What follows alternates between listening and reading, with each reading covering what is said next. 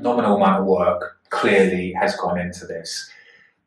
These things don't come without challenge. Tell us a little bit about the key challenges you faced undertaking this task. Okay.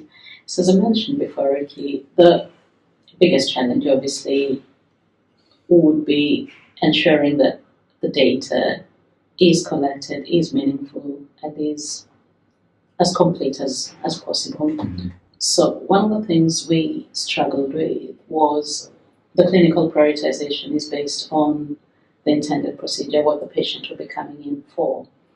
And at the time, going into our waiting list, one of the things we found is our data wasn't as complete as we would have hoped, and we had a lot of missing intended procedure codes. On a normal day, this is not such a big problem because as the patient draws closer to the time of having their treatment, then that can be ironed out. But when you're looking at a very big waiting list and trying to make sense of it, you really do need that sort of detail. Yeah. So that was one of the big things we had to deal with, and very quickly try and figure out a way of establishing what the correct intended procedures for these patients were. Mm-hmm. Other thing that we had a challenge with but managed to get over fairly quickly was around clinical engagement. Mm-hmm. And with this, I think we had a number of different approaches that we hoped would work and sort of tried them until we found the one that worked. So just to give you some context to that, we initially wrote to all the clinicians explaining what we intended to do, but then asked the service managers to assist us in chasing the clinicians to ensure it was done. Mm-hmm. That didn't work very well. And going back to our medical director, she said to us, write to the clinicians directly, don't go through somebody else, because they'll probably just do it quicker if you tell them what you need. And so we had this big exercise where we emailed all the clinicians and got them to prioritize the patients for us via email. It was a bit tricky because you then end up with lots of emails coming back. Yeah. But then you've got all the information you needed to go. And so we did it that way, and that enabled us to do a lot of the backlog.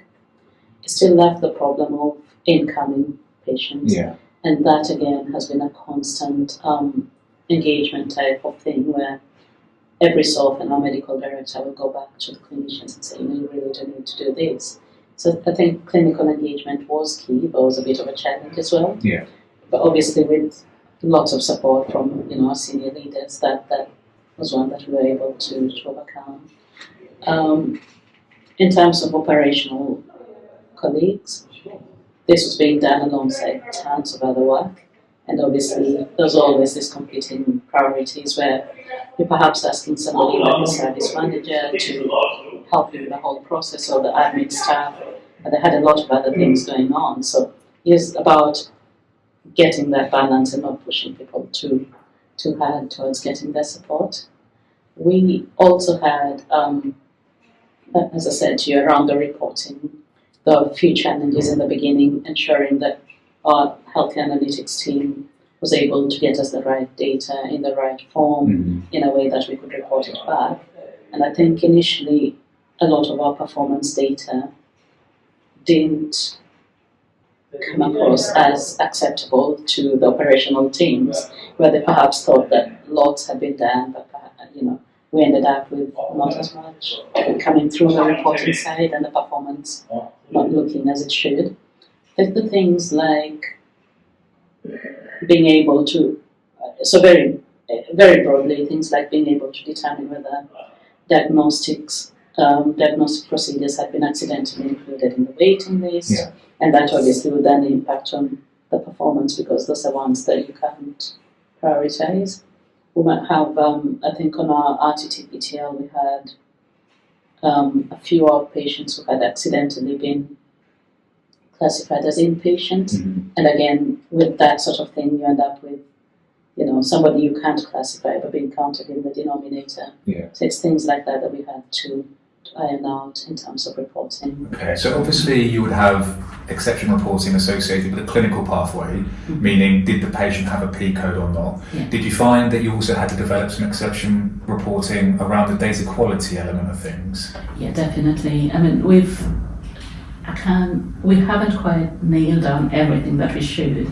But I think it's been a really good exercise in terms of getting us to truly look at our data and actually try and understand. So for instance, for MEHT, one of the things that we found we had to do was correlate our inpatient waiting list and our RTT PTL and make sure that it was properly joined up. It's funny that you don't look at those two business as usual, and when it comes to your performance not being as good as it should be, you suddenly have to look and compare to be sure that you're reporting like for like, and it's things like that flash out the data issues that you might not have thought of.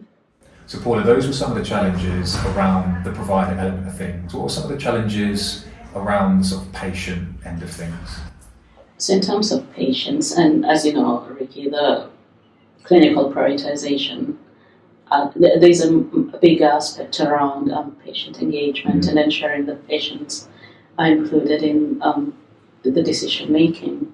So there are two aspects to this. One of them is around the procedures of limited value, and one of the things we needed to go back and look at was whether or not patients had been listed that were listed for procedures that perhaps were not funded by the CCG or of limited value, in order to just make the decision around how best we used our capacity.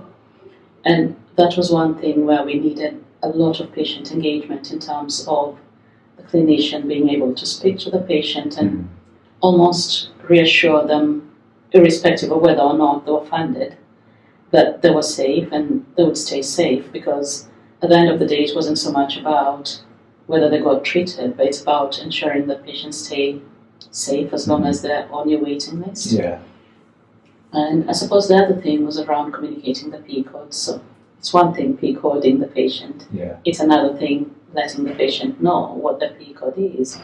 And I think the way we describe it, so there was a lot of debate around this, because some of it was around, does it matter if the patient knows or not?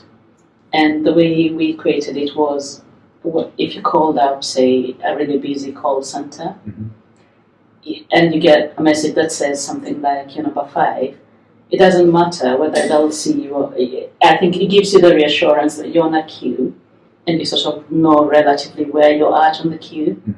It doesn't mean we're doing exactly what the patient would like. Some of them might have wanted to be in sooner, but it gives them a sense of where and when they might be able to get their treatment. I think that's quite important, especially with COVID and all the anxiety.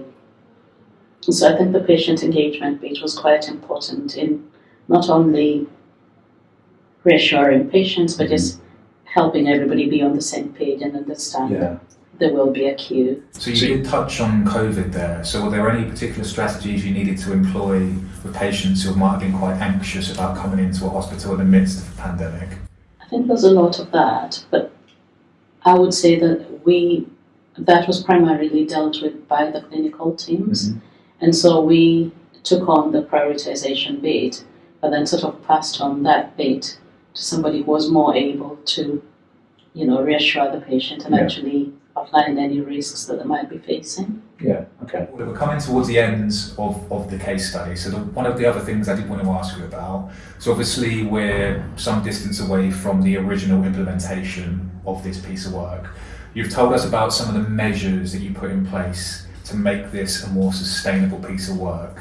How well have you managed to maintain that sustainability, do you think?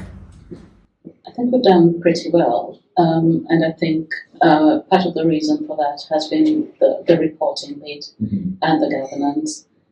It's not so much the fact that we've been able to do the P coding, but the fact that we've got constant oversight. And that has enabled us to then get support from the senior leaders, because it's quite visible. They can see what the P codes, they can see the progress, and they can see how it's applicable, perhaps, let's say, to the RTT performance. And I think all that has meant that we've got a lot of support in terms of ensuring that this is a sustained kind of change. We've had a lot of training done with the admin teams, and it's been constantly also brought up at our governance meetings with operational colleagues. So I think all those together have enabled people to, it's a sort of thing that has become the norm rather than something new. When you talk to people about e-codes, it's becoming much more, business as usual. So it's part of the organisational vernacular. So it's really good to hear that you're able to rely on your senior team to make sure that what's working well is recognised and what's working less well is given the support needed to make that work better. Definitely.